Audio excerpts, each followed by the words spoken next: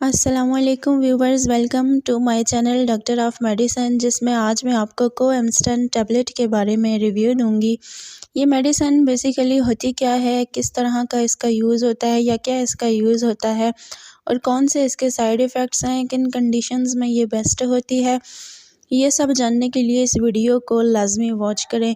लेकिन इससे पहले सब देखने वालों से ये गुजारिश है, वीडियो को लाइक करें, शेयर करें, सब्सक्राइब करें, बेल के आइकन पे क्लिक करें ताकि हर नई आने वाली वीडियो का नोटिफिकेशन आपको मिलता रहे। Thank you so much. बात करते हैं कोएमस्टन टैबलेट के बारे में। ये 10 milligram plus 160 mg plus 25 mg में भी अवेलेबल होती है। उसके अलावा ये 5 mg 160 mg प्लस 12.5 मिलीग्राम में भी अवेलेबल होती है। काफ़ी मिलीग्राम्स में इसकी जो अवेलेबिलिटी है वो आती है।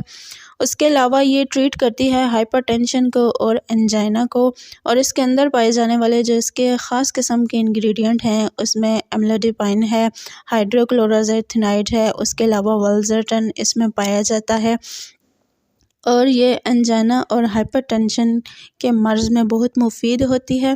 ये था इसका इंट्रोडक्शन। अब हम बात करते हैं इस मेडिकेशन की वर्किंग और यूजेस के बारे में कि ये किस तरह से वर्क करती है और क्या इसका बेसिक यूज़ होता है।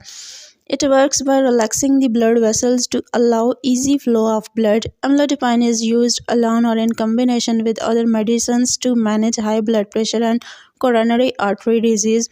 Anti-anginal effects of this medicine control chest pain. Hypertension is a common disease in which the blood pressure in arteries is so high at your heart has to work more than normal. Continuous high blood pressure will eventually cause serious health problems like heart attack, stroke और kidney failure। यानी इस तरह के जो मर्ज़ होते हैं जिसमें कि आपको दिल का दौरा पड़ सकता है, स्ट्रोक हो सकता है, किडनी आपकी फेल हो सकती है, हार्ट आपका वीक हो सकता है, इन तमाम कंडीशंस को की वर्किंग को ये जो है वो अच्छा करने के लिए या बेहतर करने के लिए इस्तेमाल में लाई जाती है।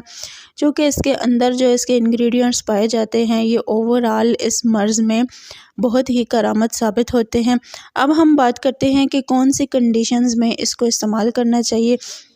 अगर आपको शदीद किस्म का ज़हनी तनाव है या आपका जो ब्लड प्रेशर है वो बहुत ज़्यादा हाई रहता है तो उसको नॉर्मल करने के लिए ये प्रेस्क्राइब की जाती है। उसके अलावा मायोकार्डियल इस्चीमिया में इस्तेमाल में लाई जाती है, यानी कि जो ब्लड सप्लाई होती है हार्ट को, उसमें जो ब्लड की सप्लाई है उसको नॉर्मल वे में लाने के लिए इस मेडिसिन को प्रेस्क्राइब किया जाता है। उसके अलावा ऐसे पेशेंट या ऐसे मरीज़ जिनका हार्ट बहुत ज़्यादा वीक हो गया है, वो ठीक से वर्क भी नहीं कर रहा और हार्ट के जो मसल्स होते हैं या जो वेसल्स होती हैं वो बहुत वीक हो गई हैं या कंजस्टेड हो गई हैं, तो उसमें क्या होता है कि चेस्ट पेन होता है जिसको एंजाइना बोला जाता है।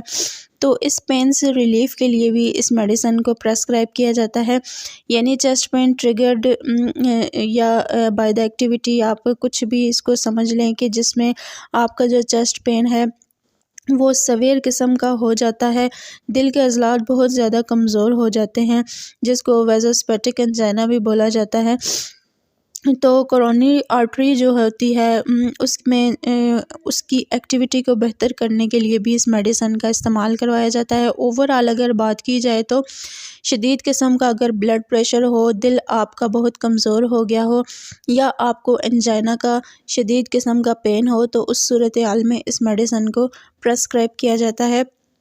ये थे ओवरऑल इसके यूजेस। अब हम बात करते हैं साइड इफ़ेक्ट्स के बारे में कि अगर आप ये मेडिसिन खाते हैं तो क्या क्या साइड इफ़ेक्ट्स हो सकते हैं। इसमें आपको हेडेक हो सकता है, एडेमा हो सकता है, फैटिक हो सकता है, नाज़िया हो सकता है, डिजीनेस हो सकती है, फ्लशिंग, उसके अलावा रैशेस हो सकते हैं, हाइपरपाल्सिया की कंडीशन हो सकती है। कुछ पेशेंट्स ऐसे भी हैं जिनको एलोपेशिया भी देखनी पड़ी है साइड इफ़ेक्ट्स में।